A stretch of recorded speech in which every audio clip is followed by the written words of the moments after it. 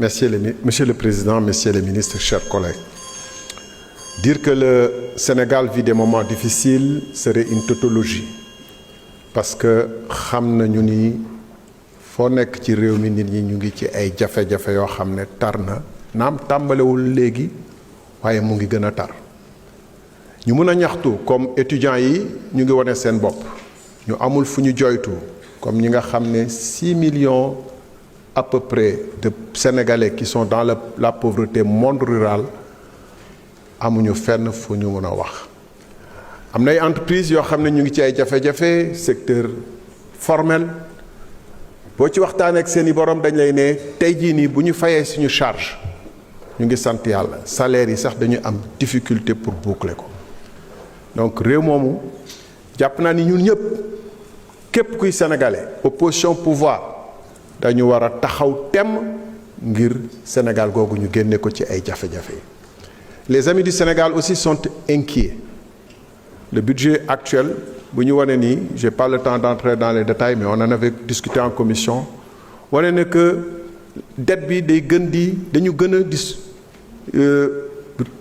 sukkandiku ci dette di gën a di compter ci dette extérieure pour mun a dem 49% li ñu nar a dépenser dañ ko nar a leb te ñëpp xam nañu ni que pour ñu mun la leb dañ lay wóolu aussi ni que réew mi mu ngi ci dal et les amis du Sénégal commencent à être inquiets parce que muy fii muy ci biti muy même ci Assemblée nationale nga xam ne moom moo waroon le lieu de débat démocratique ñu ngi ci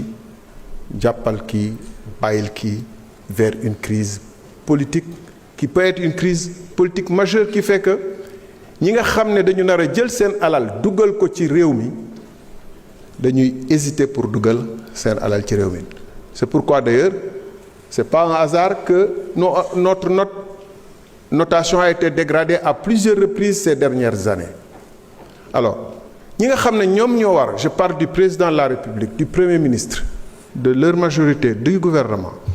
ñi nga xam ne ñoo am responsabilité teggi jafe-jafe sénégalais yi nga xam ne maa ngi koy wax te Sénégal yi di ko dund bu fekkee ni ñoom dañuy yokk ci crise bi par une crise politique qui fait que les prêteurs ont du mal à faire de confiance au Sénégal, ça pose un problème extrêmement grave et un problème de responsabilité. Oui, le président de la République, le Premier ministre, porte désormais une lourde responsabilité sur les difficultés économiques et financières qui s'ajoutent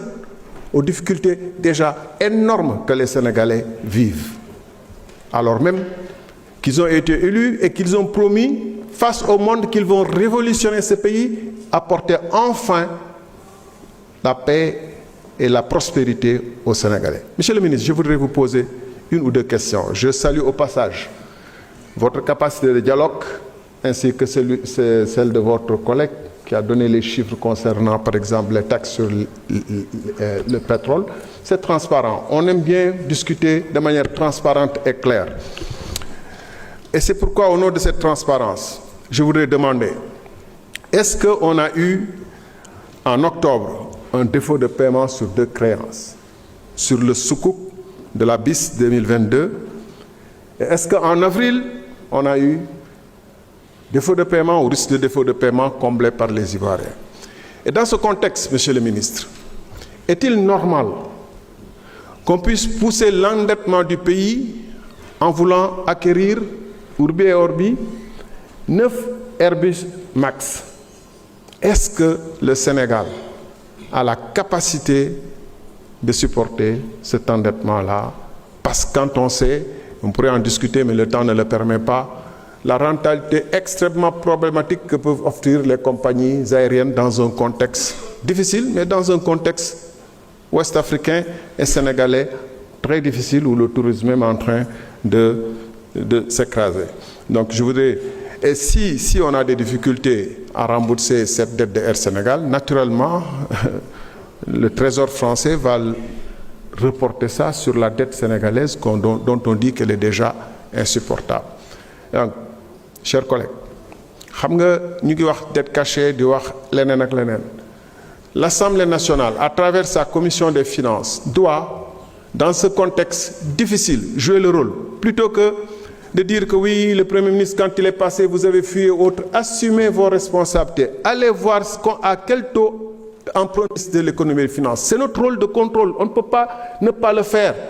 Ce n'est pas parce que vous êtes du même camp que le contrôle est exclu. Allez voir si effectivement les questions que je pose sont des questions avérées ou pas, au lieu de demander à